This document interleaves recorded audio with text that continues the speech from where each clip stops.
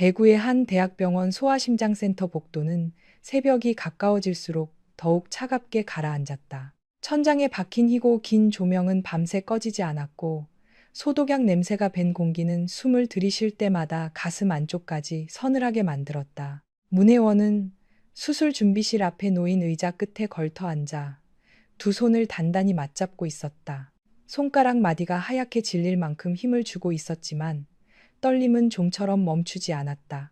유리문 너머에서는 간호사들이 분주하게 오갔고 이동식 심전도 기계가 바퀴 소리를 내며 복도를 지나갔다.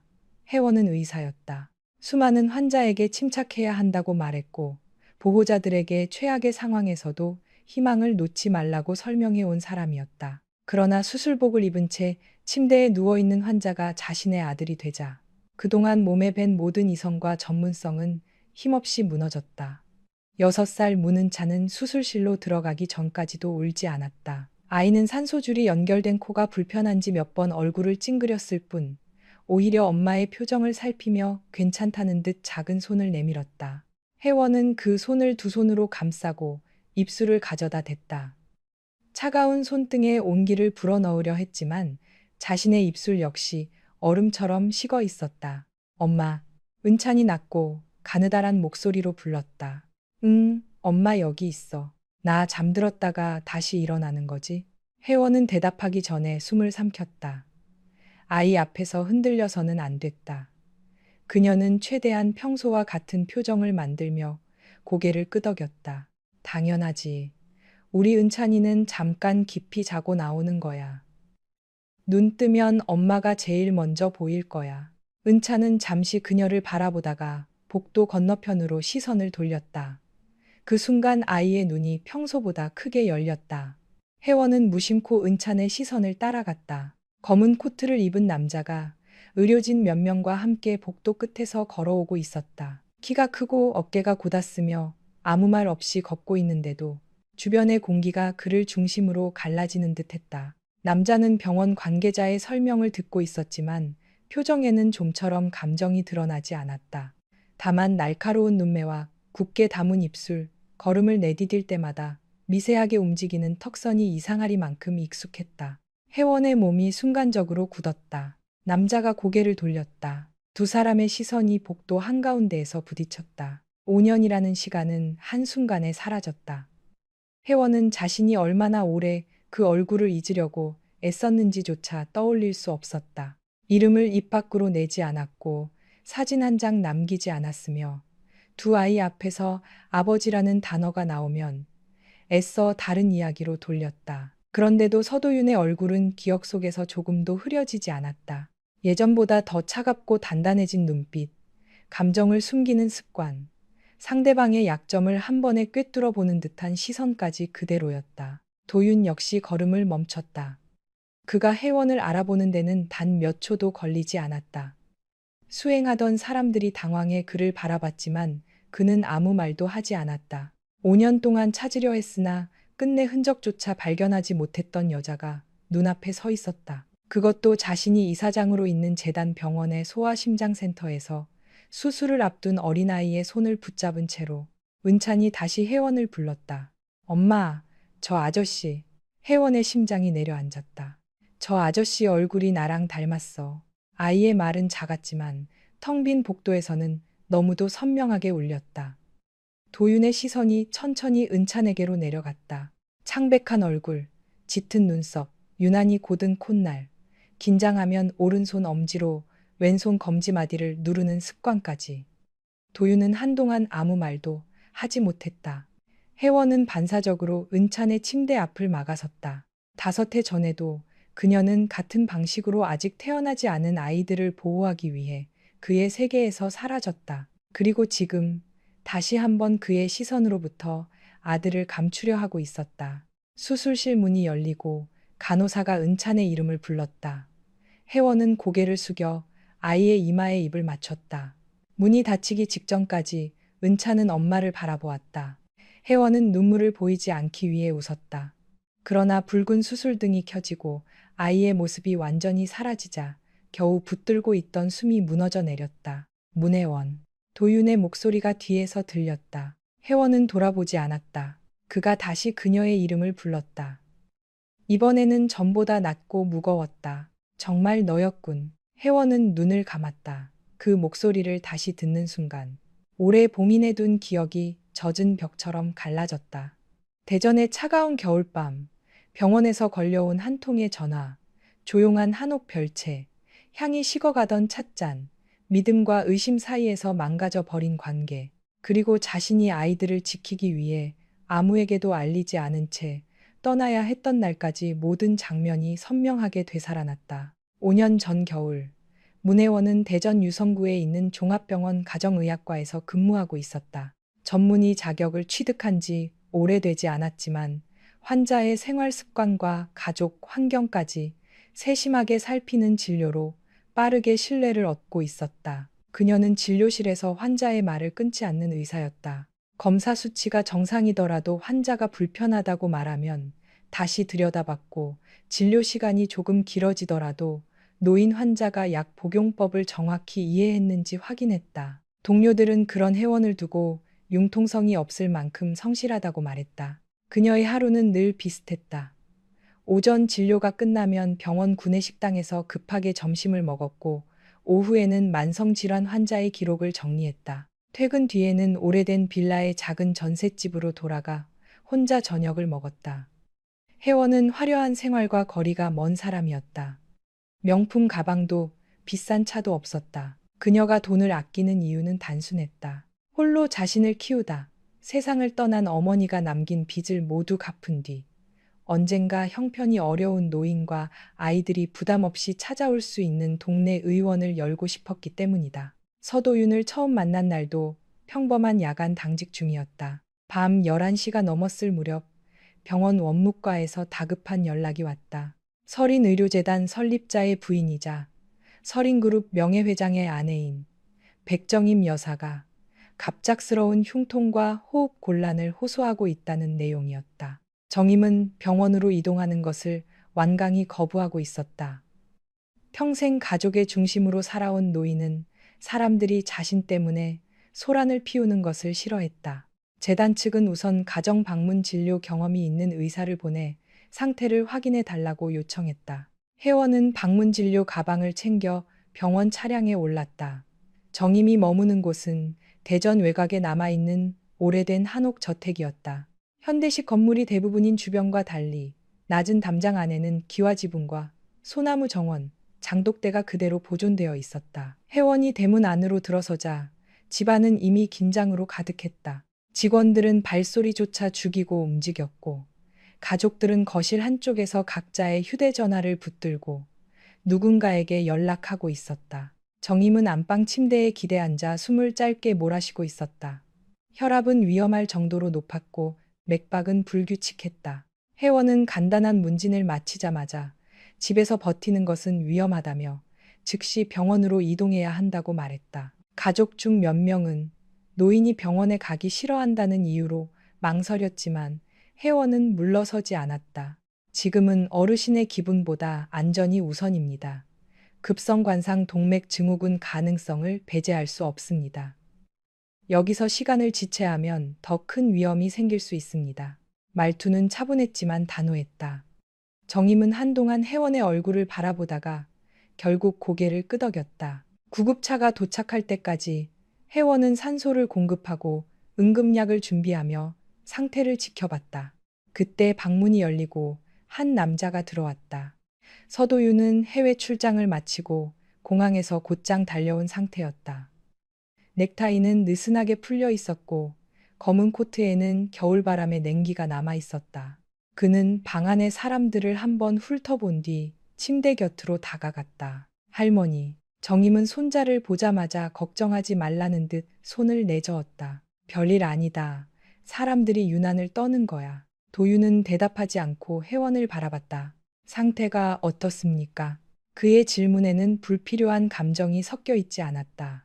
마치 기업 인수 보고를 받듯 핵심만 요구하는 태도였다. 혜원은 잠시 불쾌함을 느꼈지만 환자 보호자라는 점을 생각해 차분히 설명했다. 현재 혈압과 심전도 소견이 좋지 않습니다. 정확한 검사가 필요하고 이동 중에도 상태가 변할 가능성이 있습니다. 구급차에 동승하겠습니다. 우리 재단 병원으로 갑니까? 가장 가까운 응급실로 가는 게 우선입니다. 소속은 지금 중요하지 않습니다. 방 안의 공기가 잠시 타섰다. 서린그룹의 후계자에게 그렇게 잘라 말하는 사람은 많지 않았다. 도윤은 혜원을 한동안 바라봤지만 반박하지 않았다. 그렇게 하죠. 정임은 빠르게 응급실로 옮겨졌고 다행히 큰 고비를 넘겼다. 심각한 심근경색은 아니었지만 부정맥과 고혈압이 동시에 악화된 상태였다. 담당 교수는 며칠간 입원 관찰이 필요하다고 판단했다. 혜원은 자신의 당직 시간이 끝났음에도 정임이 안정을 되찾을 때까지 병원에 남아 있었다. 새벽 3시가 가까워졌을 무렵 도윤이 자판기 커피 2잔을 들고 복도에 나타났다. 아직 안 갔습니까? 환자 인계가 끝나지 않았습니다. 주치의도 아닌데 책임감이 지나치군요. 혜원은 그 말이 비꼬는 것인지 칭찬인지 알 수 없어 그를 바라봤다. 환자가 제 앞에서 위험해졌으니 상태가 안정될 때까지 확인하는 게 당연하다고 생각합니다. 도윤은 커피 한 잔을 그녀 앞에 내밀었다. 혜원은 잠시 망설이다가 받아들었다. 오늘 일은 고맙습니다. 그가 처음으로 개인적인 감정을 드러낸 순간이었다. 그러나 혜원은 고개만 가볍게 숙였다. 제가 해야 할 일을 했을 뿐입니다. 정임은 퇴원한 뒤에도 혜원에게 정기적인 건강관리를 부탁했다. 병원 진료와 별도로 생활 습관을 교정하고 식단과 복약 상태를 세심하게 관리해 줄 사람이 필요하다는 이유였다. 를 사람이. 처음에 혜원은 개인적인 방문 진료를 맡는 것이 부담스러워 거절했다. 하지만 정임은 자신이 의사 말을 듣지 않는 고집센 노인이라며 혜원처럼 단호한 사람이 필요하다고 웃었다. 병원에서도 공식적인 협진 계약 형태로 진행하자는 제안을 내놓았다. 결국 혜원은 일주일에 2번씩 정임의 집을 방문하게 됐다. 정임은 대기업 집안의 안주인이라는 선입견과 달리 소탈한 면이 있었다. 값비싼 음식을 앞에 두고도 된장찌개가 제일 좋다고 했고 명절이면 직접 전을 부치려다 며느리들과 직원들을 곤란하게 만들었다. 혜원은 정임이 식사를 거르지 않도록 자극적이지 않은 반찬을 정리해주고 매일 걸은 시간과 혈압을 기록하게 했다. 정임은 처음에는 귀찮아했지만 어느 순간부터 혜원이 오는 날이면 미리 혈압 수첩을 탁자 위에 올려두었다. 도윤과 마주치는 일도 점점 잦아졌다. 그는 회사 일정이 없는 저녁이면 한옥에 들러 정임과 식사했다. 가족과 함께 있을 때조차 도윤은 좀처럼 긴장을 풀지 않았다. 식탁에서는 회사 실적과 재단 운영, 계열사 인사 이야기가 오갔다. 누구도 큰 소리를 내지 않았지만 문장마다 이해관계가 숨겨져 있었다. 혜원은 그 집안에서 웃음조차 계산된다는 느낌을 받았다. 어느 날 정임이 혜원에게 저녁을 먹고 가라고 권했다. 혜원은 몇 번 사양했으나 노인의 고집을 꺾지 못했다. 식탁에는 도윤과 그의 작은아버지 서명국, 사촌동생 서예림도 함께 있었다. 예림은 서린그룹 홍보실에서 일하고 있었고 화려한 외모와 달리 말끝마다 가시가 숨어 있었다. 문 선생님은 재단 병원 소속이시죠? 네. 할머니께서 워낙 좋아하시길래 아주 유명한 분인 줄 알았어요. 웃으며 한 말이었지만 혜원은 그 속뜻을 알아들었다. 정임이 눈을 가늘게 뜨자 예림은 곧 화제를 돌렸다. 그때 도윤이 반찬 접시를 혜원 쪽으로 밀어 놓았다. 오늘 거의 못 드셨습니다. 그 말 한마디에 식탁의 시선이 모두 혜원에게 향했다. 혜원은 당황했지만 티를 내지 않으려 했다. 괜찮습니다. 괜찮다고 말하는 사람 치고 제대로 먹는 경우가 없더군요. 도윤은 무심한 표정으로 식사를 계속했다. 정임은 두 사람을 번갈아 보며 미묘한 미소를 지었다. 예림의 얼굴에서는 웃음기가 사라졌다. 그날 이후 도윤은 혜원에게 종종 연락했다. 처음에는 정임의 혈압과 약 복용 여부를 묻는 업무적인 내용뿐이었다. 그러나 어느 순간 메시지의 끝에 식사는 했느냐는 질문이 붙기 시작했다. 늦은 밤까지 병원에 남아 있다는 말을 들으면 기사에게 데려다 주라고 했고 혜원이 거절하면 다음 날 아무 일도 없었다는 듯 따뜻한 차를 보냈다. 혜원은 그의 행동을 쉽게 해석하지 못했다. 도윤은 친절하면서도 거리를 두었다. 다가오는 듯 하다가도 회사나 가족 이야기가 나오면 다시 벽을 세웠다. 감정을 표현하는 방식도 서툴렀다. 미안하다는 말 대신 필요한 것을 먼저 준비했고, 걱정된다는 말 대신 왜 무리했느냐고 따졌다. 한겨울 폭설이 내린 날, 혜원은 정임의 집에서 발이 묶였다. 도로가 얼어 병원 차량이 들어오지 못했고 택시도 잡히지 않았다. 직원들이 별채의 방을 준비하겠다고 했지만 혜원은 다음 날 아침 진료 때문에 반드시 돌아가야 한다고 말했다. 도윤은 말없이 차 열쇠를 들었다. 제가 데려다 주겠습니다. 도로가 위험합니다. 그래서 제가 운전하는 겁니다. 차 안에서는 라디오만 낮게 흘렀다. 눈은 앞유리를 빠르게 덮었고 와이퍼가 일정한 박자로 움직였다. 혜원은 창밖을 보다가 문득 물었다. 서 이사님은 항상 그렇게 혼자 결정하십니까? 도윤은 도로에서 시선을 떼지 않은 채 대답했다. 대부분은 그게 빠릅니다. 상대가 원하지 않을 수도 있잖아요. 그래서 지금 묻지 않았습니까? 타지 않겠다고 할 기회는 있었습니다. 혜원은 어이가 없어 웃음을 터뜨렸다. 도윤이 처음으로 그녀를 곁눈질했다. 왜 웃습니까? 이사님은 배려를 하면서도 꼭 명령처럼 말하네요. 배려에 익숙하지 않아서 그렇습니다. 뜻밖의 대답에 혜원은 더 이상 웃지 못했다. 도윤의 옆얼굴에는 잠시 피로가 드러났다. 그는 어린 시절 부모를 잃은 뒤 정임의 손에서 자랐고 26의 경영에 참여해 작은아버지와 이사회 사이에서 끊임없이 후계 자리를 지켜야 했다. 다정함보다 경계심을 먼저 배운 사람이라는 것을 혜원은 그제야 조금 이해했다. 그날 두 사람은 혜원의 집 앞에 도착해서도 한동안 차에서 내리지 않았다. 눈이 차지붕 위로 조용히 쌓였다. 문혜원 선생, 네, 나를 이사님이라고 부르지 않았으면 좋겠습니다. 혜원은 그를 바라봤다. 그럼 뭐라고 부를까요? 서도윤 씨. 평범한 호칭이었지만 둘 사이에서는 위험한 변화처럼 느껴졌다. 혜원은 대답 대신 천천히 고개를 끄덕였다. 그 뒤로 두 사람의 관계는 조금씩 가까워졌다. 공개적인 데이트는 아니었다. 도윤은 회사 사람들의 시선을 경계했고 혜원 역시 환자 보호자와 사적인 관계를 맺는데 신중했다. 두 사람은 병원 근처 조용한 국수집에서 늦은 저녁을 먹거나 정임이 잠든 뒤 한옥마당을 짧게 걸었다. 도윤은 혜원이 언젠가 작은 의원을 열고 싶다는 말을 기억해 오래된 상가 임대 정보를 찾아보기도 했다. 혜원은 그의 불면이 심하다는 것을 알고 잠들기 전 카페인을 줄이고 일정한 시간에 식사하라고 잔소리했다. 정임은 두 사람 사이의 변화를 눈치챘지만 모른 척했다. 다만 어느 날 혜원의 손을 잡고 조용히 말했다. 우리 도윤이가 겉으로는 단단해 보여도 속은 그렇지 않아. 사람을 믿는데 오래 걸리고 한 번 의심하면 자기 마음까지 다치게 하는 아이야. 혜원은 그 말을 깊이 생각하지 않았다. 사랑이 시작될 때 사람은 경고보다 희망을 먼저 믿는다. 자신이라면 그의 경계를 무너뜨릴 수 있다고 생각했고 도윤 역시 혜원만큼은 다른 사람들과 다르다고 믿고 싶어 했다. 문제가 생긴 것은 서린의료재단이 차세대 심장보조장치 사업을 발표하기 직전이었다. 회사가 비밀리에 준비하던 임상계획 일부가 경쟁업체로 유출됐다. 공개되지 않은 환자군 분석, 시범병원 목록, 기기 도입 시점까지 외부에 넘어가면서 이사회는 발칵 뒤집혔다. 발표가 연기됐고 주가는 흔들렸다. 도윤의 작은아버지 명국은 경영 책임을 이유로 그를 압박하기 시작했다. 보안팀 조사 과정에서 혜원의 이름이 등장했다. 정임의 건강 관리를 위해 혜원에게 발급된 임시 출입 권한이 재단 전산망의 특정 자료실에 접속한 기록과 겹쳐 있었다. 혜원의 병원 계정에서 외부 저장 장치가 연결된 흔적도 발견됐다. 더구나 경쟁업체 관계자와 혜원이 같은 카페에 있는 모습이 찍힌 사진까지 익명으로 이사회에 전달됐다. 사진 속 남자는 혜원의 대학 선배였다.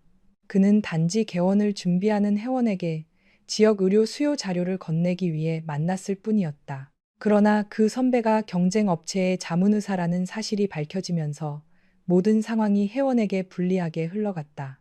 혜원은 보안팀의 연락을 받고 곧바로 도윤을 찾아갔다. 그날 서린그룹 본사 회의실에는 도윤과 명국, 예림, 법무팀 직원들이 앉아 있었다. 탁자 위에는 혜원의 출입 기록과 사진, 계좌 내역이 놓여 있었다. 혜원은 처음 보는 자료들을 하나씩 확인했다. 저는 이 문서에 접근한 적이 없습니다. 명국이 차가운 웃음을 지었다. 기록은 거짓말을 하지 않습니다. 계정이 도용됐을 가능성을 확인해 주십시오. 외부 저장 장치를 연결한 적도 없습니다. 예림이 팔짱을 낀 채 말했다. 그런데 경쟁사 자문의사와는 왜 만났죠? 개원 준비에 관한 조언을 들었습니다. 하필 기밀이 유출되기 직전에요? 혜원은 도윤을 바라봤다. 그는 회의가 시작된 뒤 한마디도 하지 않고 있었다. 혜원은 다른 사람들의 의심보다 그의 침묵이 더 두려웠다. 도윤 씨. 그 호칭이 나오자 회의실의 공기가 달라졌다. 도윤의 눈동자가 미세하게 흔들렸지만 얼굴은 굳어 있었다. 저를 믿어요. 혜원은 변명하지 않았다. 그저 그가 자신을 알고 있는지 확인하고 싶었다. 돈을 탐내지 않았다는 것, 정임의 신뢰를 이용하지 않았다는 것, 그와 함께했던 시간들이 거짓이 아니었다는 것을 믿어주길 바랐다. 그러나 도윤은 쉽게 대답하지 못했다. 이사회는 이미 그가 개인적인 관계 때문에 조사를 방해하고 있다는 의혹을 제기하고 있었다. 작은아버지는 경영권 승계를 흔들기 위해 이 사건을 이용하고 있었고, 기자들에게 자료가 넘어갈 가능성도 있었다. 그는 혜원을 믿고 싶었지만 눈앞에 놓인 증거들은 지나치게 정교했다. 조사가 끝날 때까지 병원과 할머니 댁에 출입하지 마십시오. 혜원은 자신의 귀를 의심했다. 그게 당신의 대답이에요? 지금은 감정으로 판단할 상황이 아닙니다. 저는 감정을 묻는 게 아니에요.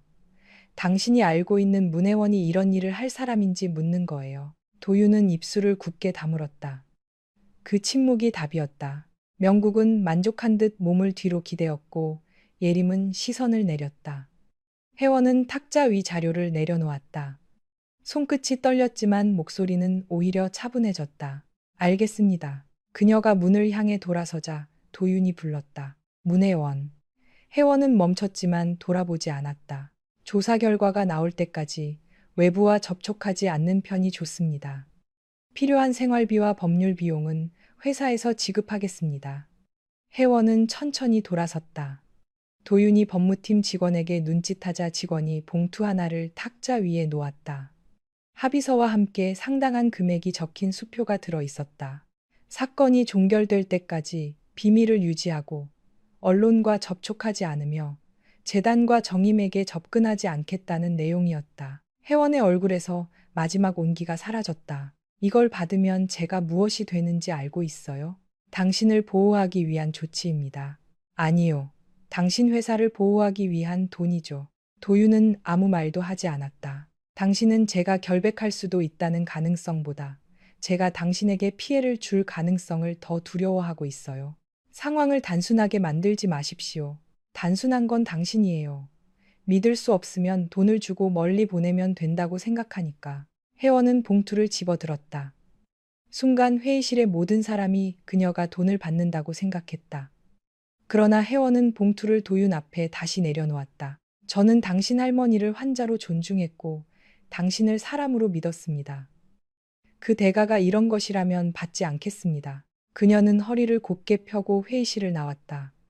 문이 닫히는 순간까지 도윤은 따라오지 않았다. 며칠 뒤 병원은 혜원에게 대기열 발령을 통보했다. 조사가 끝날 때까지 환자를 볼 수 없다는 결정이었다. 동료들은 혜원을 피했고 익명의 인터넷 게시판에는 재벌가에 접근한 의사가 내부 정보를 팔았다는 글이 퍼졌다. 이름은 가려져 있었지만 주변 사람들은 쉽게 알아볼 수 있었다. 혜원은 해명하려 했으나 병원 측은 입장을 밝히지 말라고 했다. 정임에게서 여러 번 전화가 왔지만 혜원은 받지 못했다. 노인이 자신의 일로 충격을 받을까 두려웠고 무엇보다 도윤이 내린 출입 금지 조치를 어기고 싶지 않았다. 그는 끝내 직접 연락하지 않았다. 사건이 발생한 지 열흘쯤 지났을 때 혜원은 아침부터 심한 메스꺼움을 느꼈다.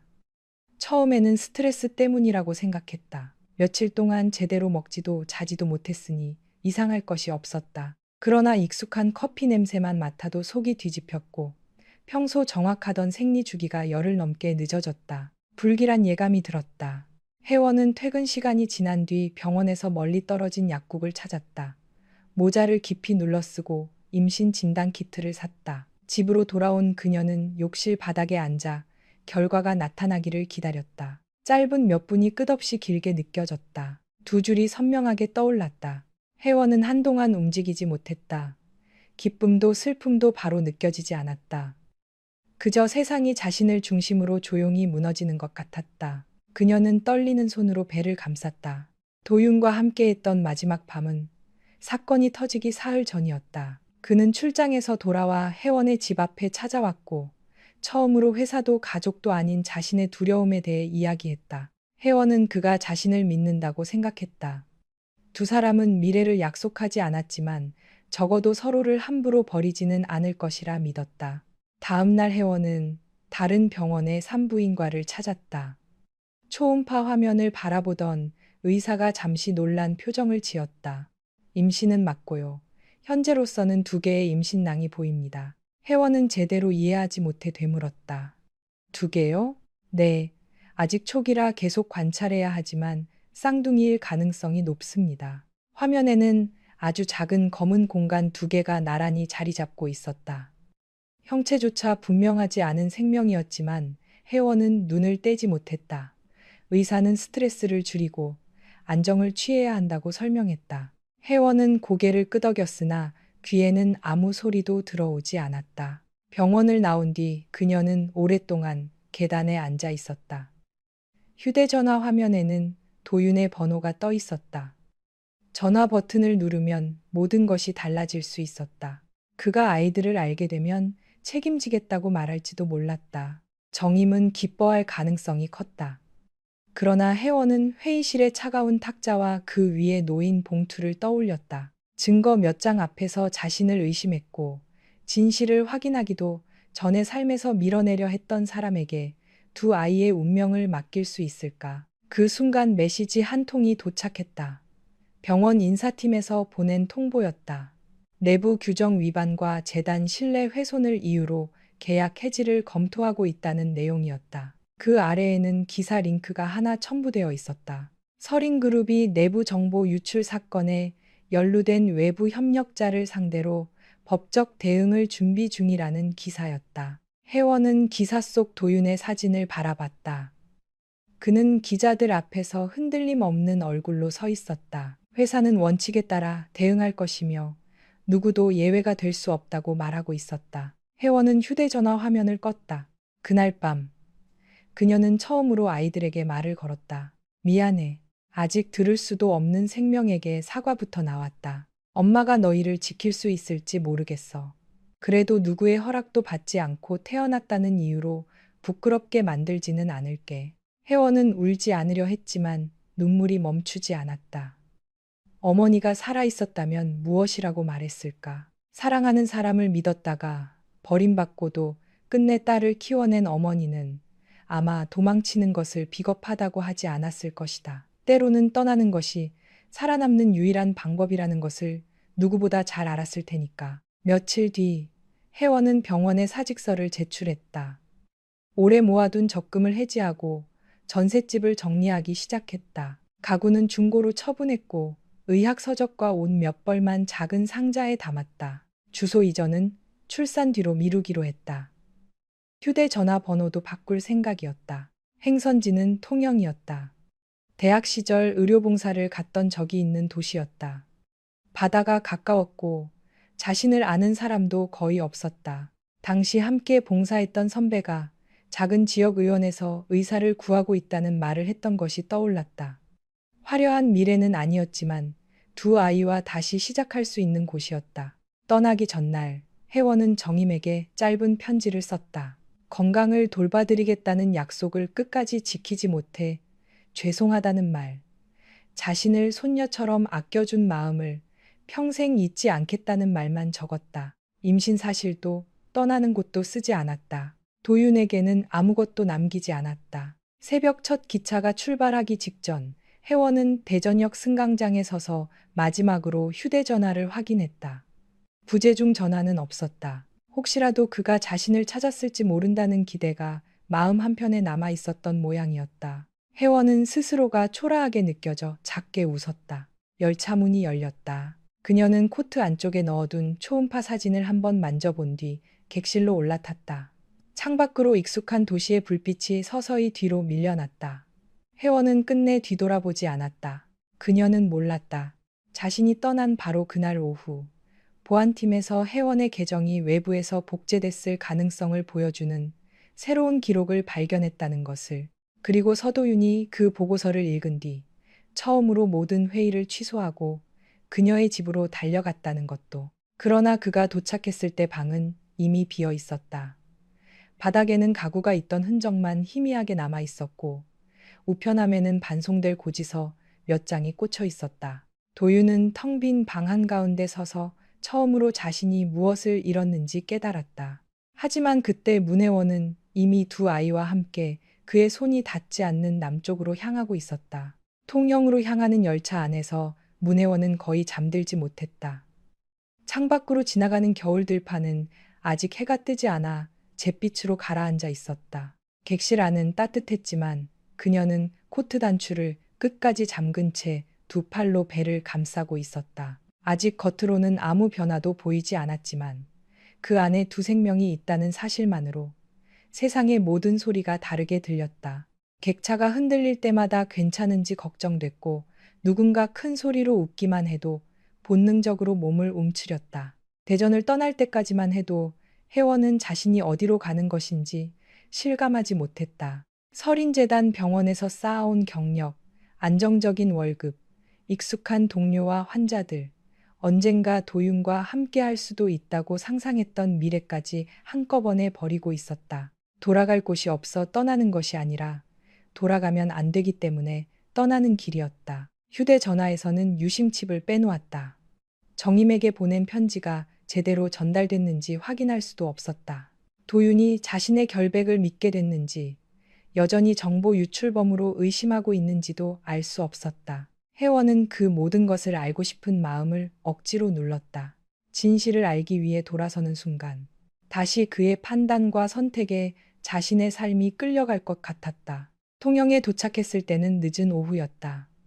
겨울바다는 차갑고 어두웠다. 역에서 내려 시내버스를 갈아타자 창밖으로 낮은 건물과 경사진 골목, 작은 항구가 차례로 나타났다. 바닷바람에 흔들리는 간판과 생선 상자를 나르는 상인들, 방파제 위에 줄지어 앉은 갈매기들이 보였다. 대전의 넓은 도로와 유리로 된 건물들에 익숙했던 혜원에게는 모든 것이 낯설었지만 이상하게도 숨이 조금 편해졌다.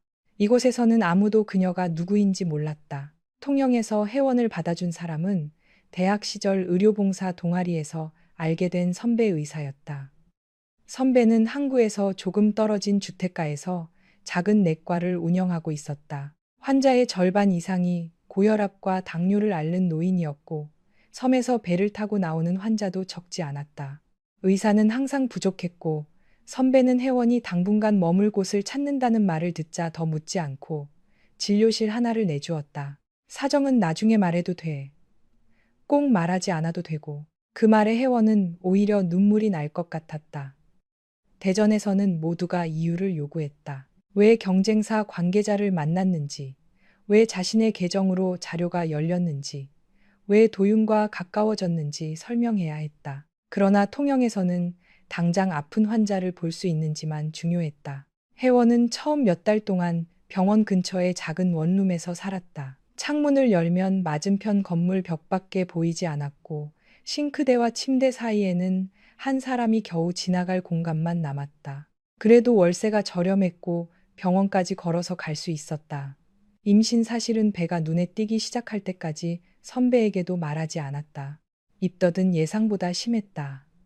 아침마다 위산이 넘어왔고 생선 굽는 냄새가 골목을 타고 들어오면 욕실로 달려가야 했다.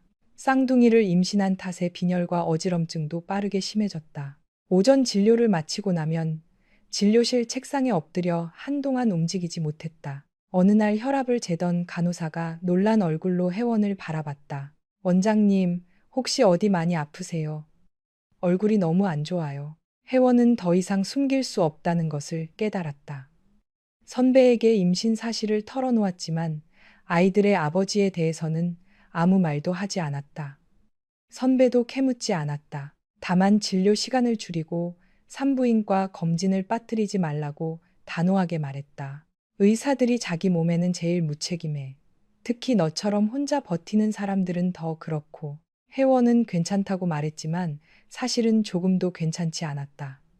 적금을 해지해 마련한 돈은 월세와 검사비, 생활비로 빠르게 줄어들고 있었다. 대전에서 받은 마지막 급여는 법적 분쟁이 끝나지 않았다는 이유로 일부 보류돼 있었다. 병원 일을 계속하지 않으면 출산 뒤 생활이 막막했고 계속하면 아이들에게 문제가 생길까 두려웠다. 임신 중기가 되면서 배는 다른 임신부보다 빠르게 불러왔다. 환자들은 혜원의 손가락에 반지가 없는 것을 보고 수군거렸다. 노인 환자 중에는 남편이 어디서 일하느냐고 자연스럽게 묻는 사람도 있었다. 혜원은 지방에서 근무한다고 둘러댔다.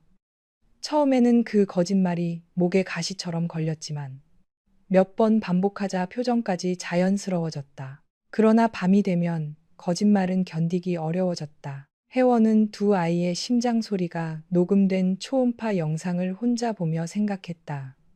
자신이 잘못한 것은 없었다. 결혼하지 않은 채 임신했다는 이유로 고개를 숙여야 할 이유도 없었다. 그럼에도 사람들의 시선을 견디기 위해 존재하지 않는 남편을 만들어내고 있었다. 그럴 때마다 도윤에 대한 원망이 다시 올라왔다. 그가 단 한 번만 자신을 믿어주었다면 모든 것이 달라졌을까? 정보 유출 사건이 없었다면 아이들은 축복 속에서 태어났을까? 정임은 태명을 지어주고 도윤은 무표정한 얼굴로 육아용품을 잔뜩 사왔을지도 몰랐다. 그러나 혜원은 그런 상상을 오래 허락하지 않았다. 도윤이 믿어주지 않은 것은 누군가의 함정 때문만이 아니었다. 가장 중요한 순간에 그는 회사를 선택했고 자신에게는 침묵과 돈을 내밀었다. 그 사실은 어떤 오해로도 지워지지 않았다. 임신 29주가 되던 날, 혜원은 진료 도중 갑작스러운 복통을 느꼈다. 처음에는 배가 뭉치는 증상이라고 생각했지만 통증은 일정한 간격으로 반복됐다. 선배는 그녀의 얼굴을 보자마자 진료를 중단시키고 가까운 산부인과 병원으로 데려갔다. 조기진통이었다. 쌍둥이 중 한 아이의 체중이 또래보다 작았고 혜원의 혈압도 위험한 수준으로 올라가 있었다. 의료진은 당장 출산할 단계는 아니지만 절대적인 안정이 필요하다고 했다. 혜원은 병실 침대에 누워 천장만 바라봤다. 손에는 수액줄이 꽂혀 있었고 배 위의 태동 검사 장치에서는 두 아이의 심장 소리가 번갈아 들렸다. 빠르고 작지만 분명한 소리였다. 혜원은 그날 처음으로 자신이 두려워 떠나온 것이 아이들을 더 위험하게 만든 것은 아닌지 자책했다. 대전에 남아 있었다면 더 큰 병원에서 치료받을 수 있었을 것이다. 돈 걱정 없이 휴직할 수도 있었을 것이다. 아이들을 도윤에게 알렸다면 적어도 의료적인 지원은 받을 수 있었다. 하지만 그 생각 끝에는 늘 같은 공포가 기다리고 있었다. 도윤이 아이들을 설인가의 후계 문제로 바라보면 어떻게 될까? 정임이 반대하지 않더라도 다른 가족들이 가만히 있을 리 없었다. 자신을 정보 유출범으로 몰아세웠던 사람들이 혼외 관계에서 태어난 쌍둥이의 존재를 받아들일까?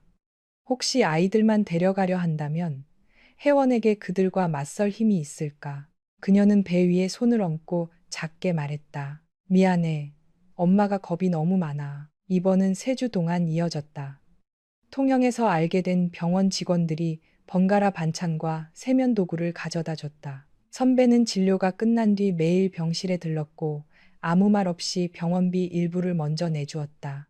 혜원이 갚겠다고 하자 그는 아이들이 무사히 태어난 뒤 천천히 갚으라며 손을 내저었다. 혜원은 그때 깨달았다. 가족은 반드시 같은 성을 가진 사람들로만 이루어지는 것이 아니었다. 누군가의 어려움을 정확히 알지 못해도 곁을 내어주는 사람들이 있었다. 대전의 화려한 집에서는 받지 못했던 신뢰를 이름 없는 작은 병원에서 받고 있었다. 두 아이는 35주를 조금 넘긴 초봄에 태어났다. 혜원의 혈압이 다시 급격히 상승하면서 응급 제왕절개가 결정됐다. 수술실로 들어가기 전 의료진은 신생아 집중치료실 치료가 필요할 가능성을 설명했다. 혜원은 동의서에 서명하는 손이 떨려 이름을 2번이나 잘못 썼다. 마취가 들어가기 직전까지 그녀가 한 생각은 하나뿐이었다. 두 아이 모두 울어주기를. 첫 번째 아이는 남자아이였다. 의료진이 아이를 꺼낸 뒤 잠시 침묵이 흘렀다. 혜원은 보이지 않는 수술포 너머에서 무슨 일이 벌어지는지 알 수 없어 숨이 막혔다. 몇 초 뒤 작고 거친 울음소리가 들렸다. 이어 두 번째 아이가 태어났고 이번에는 조금 더 우렁찬 울음이 수술실을 채웠다. 혜원은 눈가로 흐르는 눈물을 닦을 수도 없었다. 둘 다 괜찮나요? 마취과 의사가 괜찮다고 대답했다. 체중은 작지만 스스로 숨을 쉬고 있다고 했다. 혜원은 그 말을 듣고서야 눈을 감았다. 남자아이에게는 은찬이라는 이름을 지었다. 은은하게 빛나면서도 속이 단단한 사람이 되기를 바라는 마음이었다. 여자아이의 이름은 라온이었다. 오래된 우리말로 즐거운이라는 뜻을 담고 있었다. 자신의 삶에는 부족했던 평안과 기쁨을 아이들에게는 주고 싶었다. 두 아이 모두 혜원의 성을 따랐다.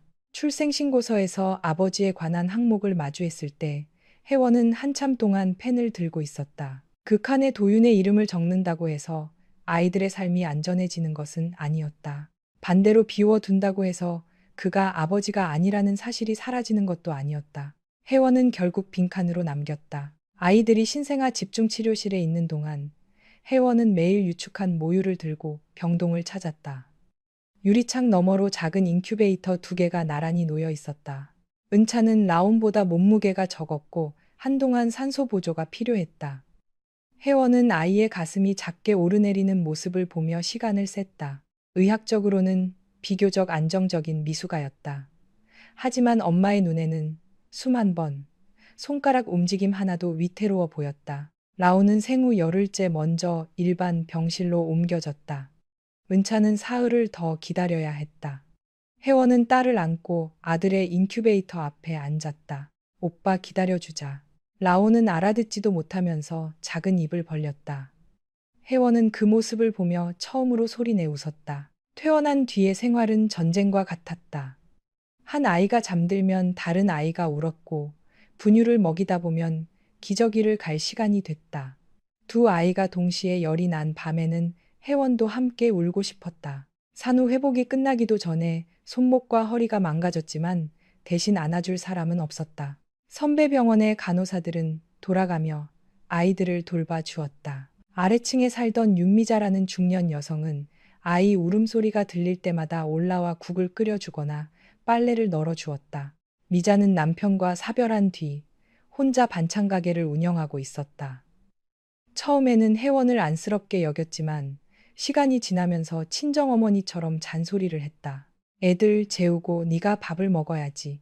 네가 쓰러지면 누가 얘들을 봐?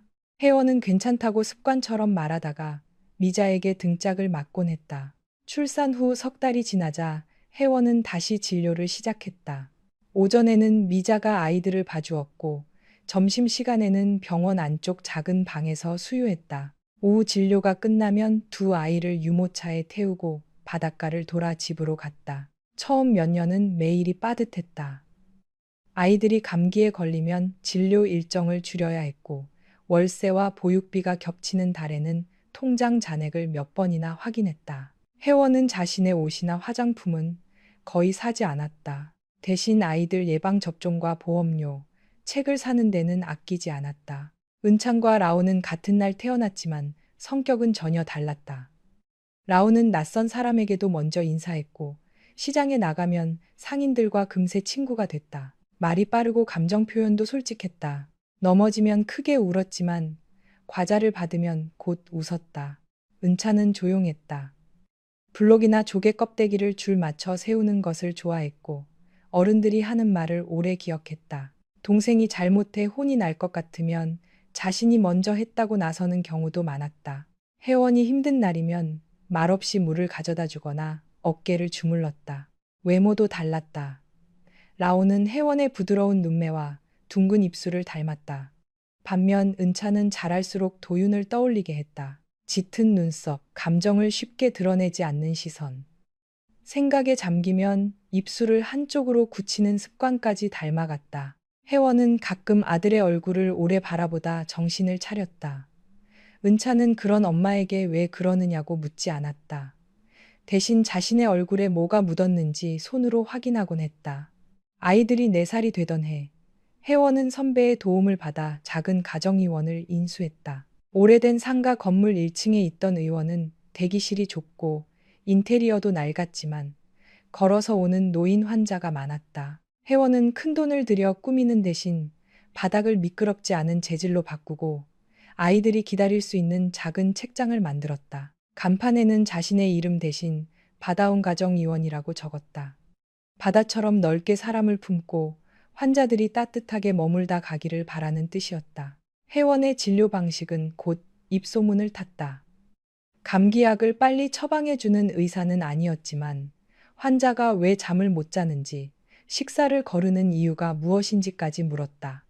혼자 사는 노인이 예약일에 오지 않으면 직접 전화를 걸었고, 거동이 불편한 환자는 진료가 끝난 뒤 방문했다. 은찬과 라오는 의원 한쪽 방에서 자랐다.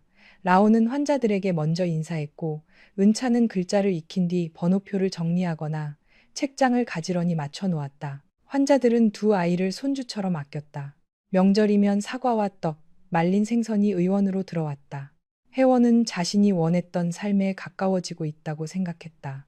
넉넉하지는 않았지만 누구에게도 허락을 구하지 않고 살 수 있었다.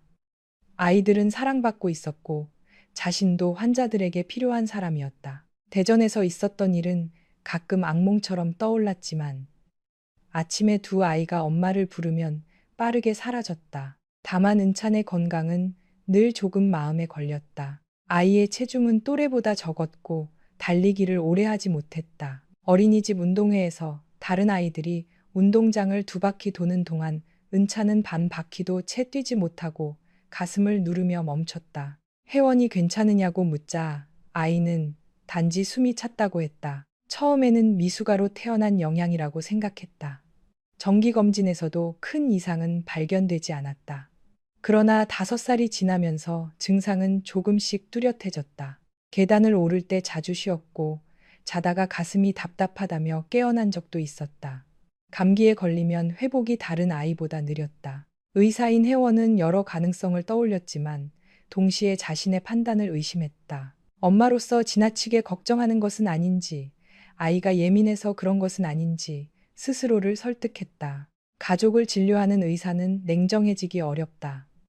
너무 작은 변화까지 병으로 보거나 반대로 두려운 진단을 피하고 싶어 이상 신호를 축소한다. 혜원은 자신이 후자에 가깝다는 것을 알면서도 쉽게 인정하지 못했다. 결정적인 일은 초여름 어린이집에서 발생했다. 라온의 생일을 앞두고 아이들은 마당에서 술래잡기를 하고 있었다. 은찬은 원래 뛰는 놀이를 좋아하지 않았지만 동생이 함께 하자며 손을 잡아 끌자 마지못해 따라 나섰다. 몇 분 뒤 은찬은 갑자기 멈춰서더니 바닥에 주저앉았다. 교사가 다가갔을 때 아이는 의식을 잃은 상태였다. 혜원이 연락을 받고 도착했을 때 은찬은 이미 인근 병원 응급실에 누워 있었다. 의식은 돌아왔지만 얼굴은 창백했고 심박수가 불규칙했다. 심전도에서는 좌심실 비대를 의심할 만한 소견이 보였다. 담당 의사는 심장 초음파 검사를 권했다. 검사실 모니터를 보는 순간 혜원은 자신의 손이 차갑게 식는 것을 느꼈다.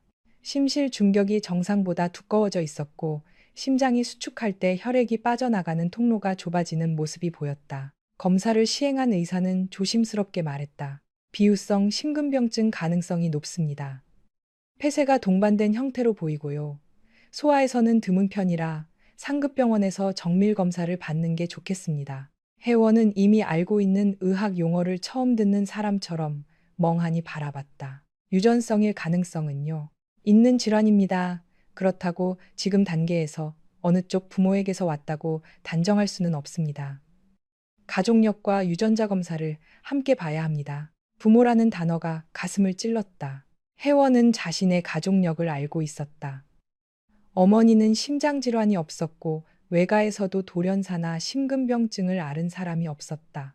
자신의 심전도와 초음파 검사 역시 임신 전까지 정상이었다. 그렇다면 남은 가능성은 도윤이었다. 물론 아직 추측에 불과했다. 돌연변이일 수도 있었고 유전검사에서 아무것도 나오지 않을 수도 있었다. 그러나 혜원은 은찬의 얼굴을 바라볼 때마다 외면해온 절반의 혈통을 떠올릴 수밖에 없었다. 담당 의사는 대구의 대학병원 소아심장센터를 추천했다. 그곳에는 비후성 심근병증과 소아심장 수술을 전문으로 하는 의료진이 있었고, 최근 새로운 심장 영상 장비와 수술 시스템을 도입했다고 했다. 혜원은 곧바로 예약을 잡았다. 대전이 아니라는 사실에 안도하면서도 마음 한편에는 설명하기 어려운 불안이 남았다. 병원 이름이 서린의료재단과 협력 관계에 있다는 말을 들었기 때문이다. 전국의 대형 병원과 의료기업이 협력하는 것은 흔한 일이었다. 도윤이 직접 나타날 가능성은 거의 없었다. 그럼에도 혜원은 밤새 잠들지 못했다. 대구로 떠나는 날 라온은 왜 자신은 병원에 같이 갈 수 없느냐며 울었다. 혜원은 며칠이면 돌아온다고 달랬지만 정밀검사 결과에 따라 입원이 길어질 수도 있었다. 결국 미자가 라온을 맡아주기로 했다. 그러나 출발 직전 라온은 은찬의 손을 놓지 않았다. 오빠 아프면 내가 옆에 있어야 돼. 은찬이 오히려 동생을 달랬다. 엄마 있잖아. 너는 미자 할머니 말 잘 듣고 있어. 오빠는 꼭 다시 오는 거야? 응. 은찬은 평소처럼 담담하게 대답했지만 손끝이 떨리고 있었다. 혜원은 두 아이를 함께 데려가기로 결정했다. 떨어뜨려 놓으면 나온도, 은찬도 더 불안해할 것 같았다. 대구의 대학병원은 통영에서 보던 병원과 규모부터 달랐다. 로비에는 여러 동으로 연결되는 안내판이 복잡하게 붙어 있었고, 접수 창구마다 사람들이 길게 줄을 서 있었다. 혜원은 한 손으로 서류 가방을 들고 다른 손으로 두 아이를 챙기며 소아심장센터를 찾았다. 은찬은 여러 검사를 받았다. 심전도, 심장 초음파, 운동부하 검사와 혈액 검사가 이어졌다. 검사실을 옮길 때마다 라온은 오빠의 손을 잡았다. 은찬은 힘들다는 말을 거의 하지 않았지만 오후가 되자 얼굴이 눈에 띄게 창백해졌다. 진료를 맡은 김수경 교수는 영상 자료를 오래 살펴본 뒤 혜원을 별도의 상담실로 불렀다. 그는 소아심장 분야에서 경험이 많은 의사였고 불필요한 위로를 늘어놓지 않는 사람이었다. 문 선생님도 의사시니 솔직하게 말씀드리겠습니다. 폐쇄 정도가 생각보다 심합니다. 실신이 있었다는 점도 위험 신호고요. 혜원은 무릎 위에서 두 손을 맞잡았다. 약물 치료로 조절할 수 있을까요? 일단 시도하겠지만 구조적인 문제를 해결하려면 수술이 필요할 가능성이 높습니다. 심실 중격의 일부를 절제해 혈류 통로를 넓히는 수술을 검토해야 합니다. 혜원은 예상하고 있던 설명이었지만 직접 듣자 숨이 막혔다. 위험도는요? 수경은 잠시 침묵했다. 전문 의료진이 시행하면 성공률은 높습니다. 하지만 아이가 어리고 병변의 위치가 까다롭습니다. 부정맥이나 전도장애 같은 합병증 가능성도 설명드려야 합니다. 혜원은 고개를 끄덕였다. 환자 보호자에게 비슷한 말을 수없이 해왔다. 성공률이 높다는 말만 붙잡아도 안 되고 드문 합병증만 떠올리며 절망해서도 안 된다는 것을 알았다. 그러나 지식은 공포를 줄여주지 못했다. 오히려 어떤 일이 생길 수 있는지 너무 잘 알고 있어 더 두려웠다. 수경은 가족력에 관해 물었다. 아이 아버지 쪽 검사가 가능합니까? 혜원은 대답하지 못했다. 확진과 치료 계획에 반드시 필요한 것은 아닙니다. 다만 유전자 검사를 진행할 경우 부모 검사도 같이 하면 해석에 도움이 됩니다. 쌍둥이 동생도 심장 초음파를 받아야 하고요. 혜원은 라온을 바라봤다. 상담실 바깥 의자에서 색연필로 그림을 그리고 있는 아이는 아무것도 모른 채 콧노래를 부르고 있었다. 한 아이의 병만으로도 숨이 막히는데 다른 아이까지 검사를 받아야 한다는 말에 다리가 풀리는 듯했다. 입원은 예상보다 빨리 결정됐다. 은찬이 병원 안에서 다시 흉통을 호소했고 모니터에서 짧은 부정맥이 확인됐기 때문이다. 수경은 더 이상 통영으로 돌려보내는 것이 안전하지 않다고 판단했다. 혜원은 의원에 전화를 걸어 당분간 진료를 쉬어야 한다고 알렸다. 예약 환자들에게 일일이 사과했고 미자에게는 라온을 데려가 줄 수 있는지 부탁했다. 그러나 라온은 병실 문 앞에서 버티며 가지 않겠다고 울었다. 오빠 혼자 두면 무서울 거야. 은찬은 동생 앞에서는 괜찮은 척했지만 라온이 미자와 함께 떠나자 이불 속에서 혜원의 손을 찾았다. 엄마, 응. 나 죽는 병이야? 혜원은 심장이 찢어지는 것 같았다. 아니야. 치료하면 좋아질 수 있어.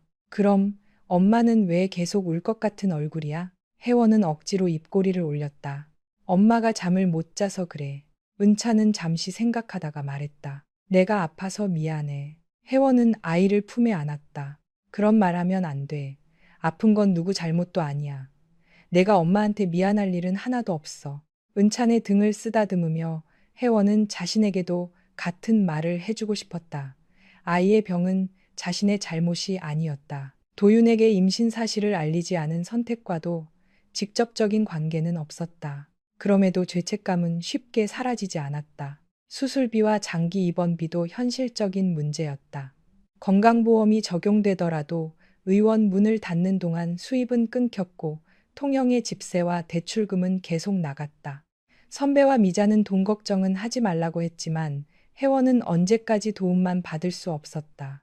병원 사회사업팀에 상담을 신청하자 담당자는 소아 중증 질환 지원 사업과 재단 후원 프로그램을 설명했다. 그중 하나가 서린의료재단과 서린 메디텍이 공동 운영하는 희귀심장 질환 지원 기금이었다.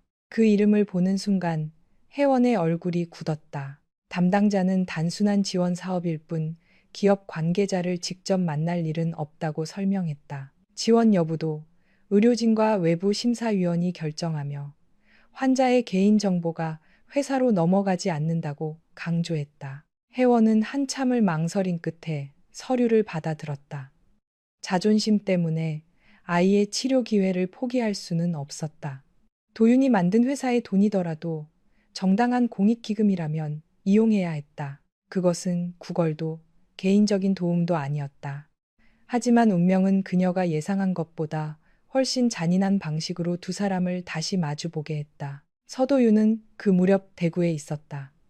서린 메디텍이 병원에 공급한 심장 영상 장비의 시범 운영 결과를 점검하고 소아심장 지원 기금의 확대 협약을 체결하기 위해서였다. 원래라면 실무진만 보내도 되는 일정이었지만 그는 직접 참석하기로 했다. 5년 전 혜원이 사라진 뒤 도윤은 정보 유출 사건을 다시 조사했다. 그녀의 계정은 외부에서 복제됐고 출입 기록 일부도 조작된 것으로 밝혀졌다. 그러나 핵심 서버의 원본 기록은 누군가에 의해 삭제되어 배후까지 밝히지 못했다. 작은아버지 명국과 예림이 사건을 이용해 자신을 압박했다는 심증은 있었지만 결정적인 증거는 없었다. 혜원의 결백만은 분명했다. 도윤은 그녀의 병원 징계 기록을 취소하고 공식적으로 명예를 회복시키려 했지만 이미 떠난 사람에게는 아무 의미가 없었다. 그는 대전과 인근 지역의 병원, 부동산 계약, 출국 기록까지 확인했으나 혜원을 찾지 못했다. 그녀가 의료계에서 계속 일하고 있을 것이라 생각했지만 결혼이나 이직으로 성이 바뀌었을 가능성까지 고려하면 흔적을 떼기 어려웠다. 시간이 흐르면서 사람들은 도윤에게 그만 잊으라고 했다. 그는 그 말을 들을 때마다 더욱 일에 매달렸다. 회사의 규모는 커졌고 그는 후계자가 아니라 실질적인 경영자가 됐다. 그러나 집으로 돌아가면 혜원이 남긴 부재만 더 선명해졌다. 그날도 도윤은 병원장과 장비 운영 현황을 점검한 뒤 소아심장센터를 둘러보고 있었다. 병원 관계자는 새 영상 장비 덕분에 희귀 심근 질환을 조기에 발견한 사례가 늘었다고 설명했다. 도윤은 기계적인 표정으로 고개를 끄덕이며 자료를 넘겼다. 그때 복도 반대편에서